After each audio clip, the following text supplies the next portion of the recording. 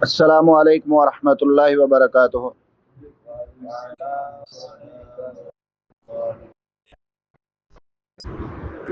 पारा नंबर 24, आयत नंबर 32, आयत नंबर 32। अऊज़ु बिल्लाहि मिनश्शैतानिर्रजीम। अऊज़ु बिल्लाहि मिनश्शैतानिर्रजीम। बिस्मिल्लाहिर्रहमानिर्रहीम। बिस्मिल्लाहिर्रहमानिर्रहीम। फमन अज़लमु मिम्मन कज़ब अलल्लाहि वकज़्ज़ब बिस्सिद्क़ि इज़ जाअह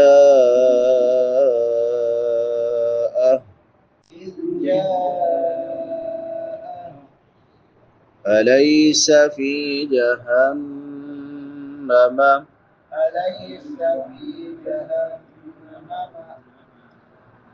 मथवल लिलकाफिरीन।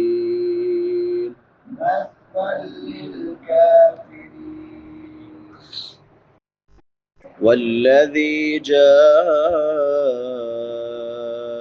बिस्सिद्क़ि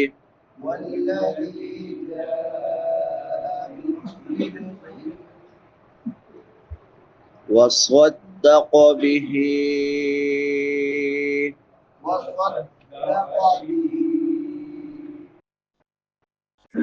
उलाइक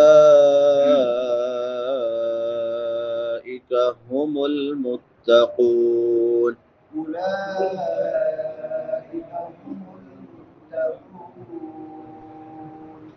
लहुम मा यशाऊन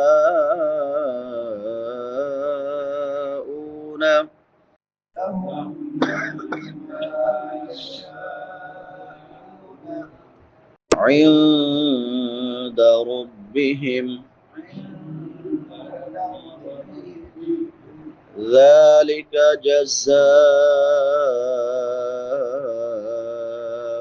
मुहसिनीन।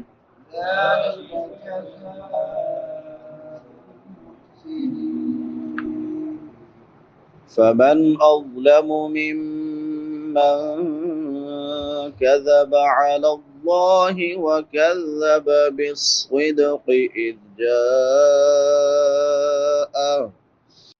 अलैस फी जहन्नम मथवल लिलकाफिरीन।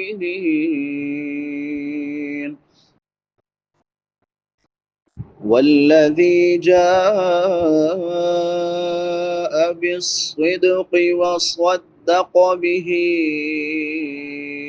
उलाइक हुमुल मुत्तक़ून। लहुम मा यशाऊन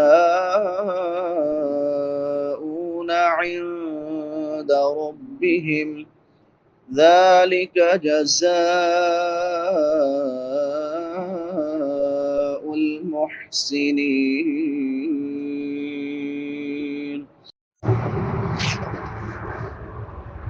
फमन अज़लमु, नून साकिन के बाद हुरूफ हल्की में से हमज़ा है, तो यहाँ पे इजहार होगा।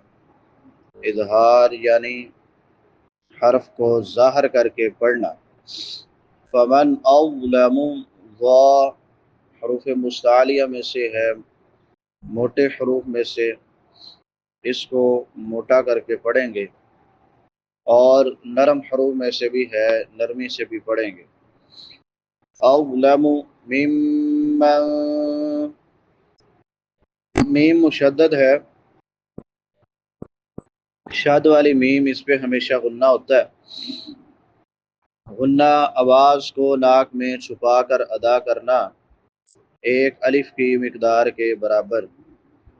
नून साकिन के बाद हुरूफ इख्फा में से काफ है, तो यहाँ पे इख्फा होगा। ممن کذب، کاف باریک ہے، ذال نرم حروف میں سے ہے، تین حروف جو نرمی سے ادا ہوتے ہیں، سا ذال ضا۔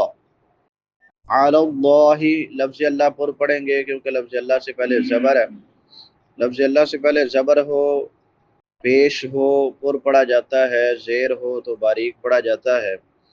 وَكَذَّبَ بِالصِّدْقِ، صاد سیٹی والے حروف میں سے ہے اور حروف مستعلیہ میں سے بھی ہے، موٹا بھی پڑھیں گے، سیٹی بھی نکالیں گے۔ دال حروف قلقلہ میں سے ہے، پانچ حروف جن پہ قلقلہ ہوتا ہے، قاف توبہ جیم دال، جن کا مجموعہ قطب جدن ہے۔ قاف موٹے حروف میں سے ہے، اس کو موٹا کریں گے۔ اذ جاء، جیم کے بعد مد متصل ہے، حمزہ اسی کلمہ میں ہے، اس کو تین الف کی مقدار کے برابر لمبا کریں گے۔ الیس، لام کے بعد یا لین ہے، یا ساکن ما قبل فتحہ یعنی زبر ہے، اس کو نرمی سے پڑھیں گے، سین سیٹی والے حروف میں سے ہے۔ الیس فی، فا کے بعد یا مدہ ہے، یا ساکن ما قبل کسرہ یعنی زیر ہے، تو اس کو ایک الف کے برابر لمبا کریں گے۔ جہنم، نون مشدد پہ ہمیشہ غنہ ہوتا ہے۔ مثوی للکافرین، واو پہ نون تنوین ہے، بعد میں حروف یر معلوم میں سے لام ہے تو ادغام بلا غنہ ہوگا۔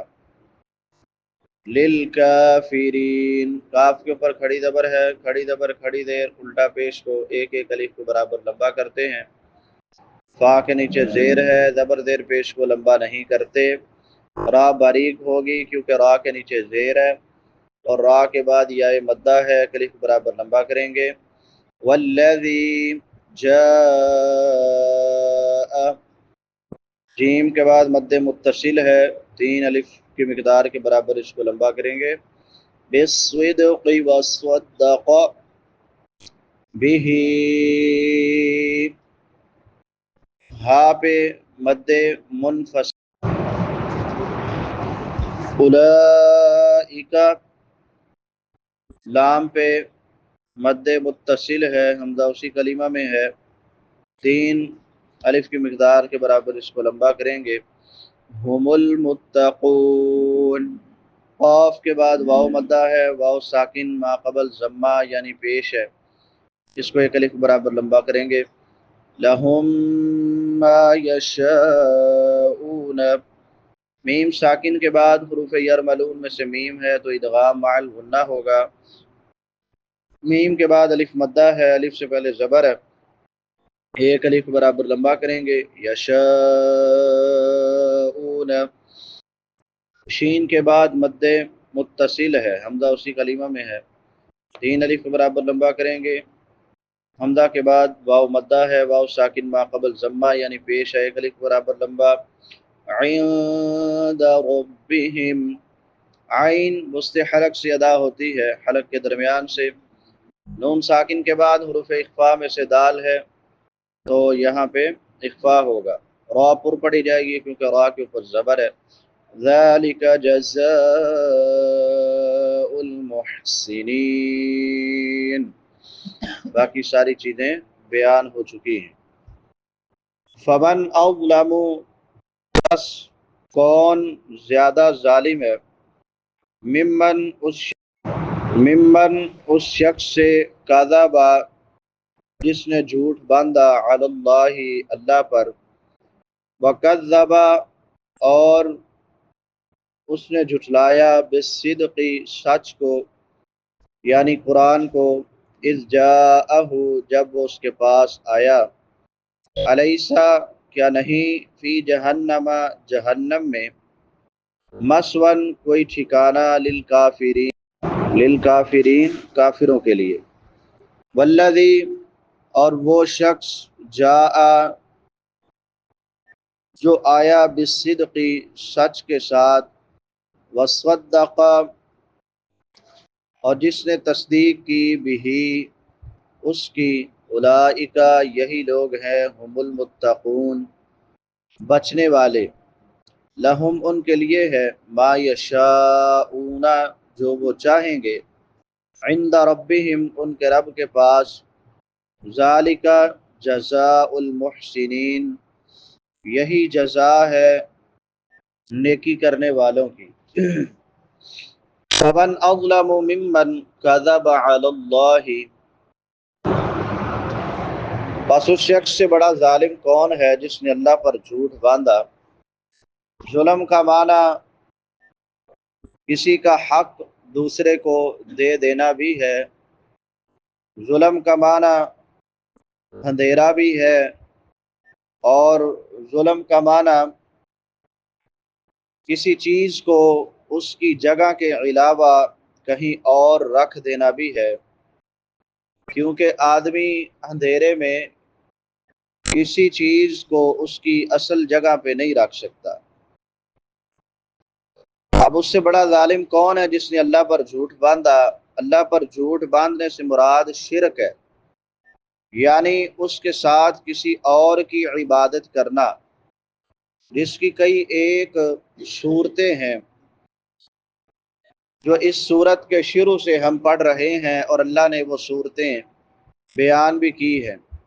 مثلا اللہ کا قرب حاصل کرنے کے لیے کچھ اولیاء کی عبادت کرنا، فرشتوں کو یا مسیح اور عزیر علیہ السلام کو یا کسی اور کو اللہ کی اولاد قرار دینا، مصیبت اور تکلیف کے وقت صرف اللہ کو پکارنا، اور جب کوئی نعمت مل جائے، کوئی خوشی ملے تو پھر اسے بھول کر اس کے ساتھ شریک بنا کے لوگوں کو گمراہ کرنا اور طاغوت کی عبادت کرنا وغیرہ وغیرہ۔ تو اللہ تعالیٰ نے سب کا رد فرما کر اس آیت میں خلاصہ بیان فرمایا ہے، اور اس آیت کی ابتدا لفظ فا کے ساتھ کی ہے۔ تو پھر اس سے بڑھ کے ظالم کون ہے کہ جس نے اللہ پر جھوٹ بولا، یعنی اللہ کا حق اس نے دوسروں کو دے دیا۔ آگے فرمایا وَكَذَّبَ بِالصِّدْقِ إِذْ جَاءَهُ، صدق کا معنی وہ بات ہے جو واقعہ کے مطابق ہو اور حق ہو، سچ ہو۔ یہاں اس سے مراد قرآن مجید بھی ہے، اور اللہ تعالیٰ کی توحید بھی ہے، آخرت بھی ہے، اور رسالت بھی ہے۔ یعنی اگر کسی شخص کے پاس سچی بات نہ پہنچے تو اس کا عذر ہو سکتا ہے کہ مجھے تو پتہ ہی نہیں تھا، میرے پاس تو حق آیا ہی نہیں، سچ آیا ہی نہیں۔ مگر جس شخص کے پاس حق آ جائے، صدق آ جائے، اور وہ اس پہ غور و فکر کی، زحمت کرنے کی بغیر ہی وہ اسے سنتے ہی جھٹلا دے، مانے ہی نہ، یا اسے سمجھنے کے باوجود عناد کی وجہ سے اس کے آنے کے ساتھ ہی اسے جھٹلا دے، تو یعنی جو شخص اللہ پر جھوٹ بولے اور سچی بات سنتے ہی اسے جھٹلا دے، اس سے بڑا ظالم کوئی نہیں۔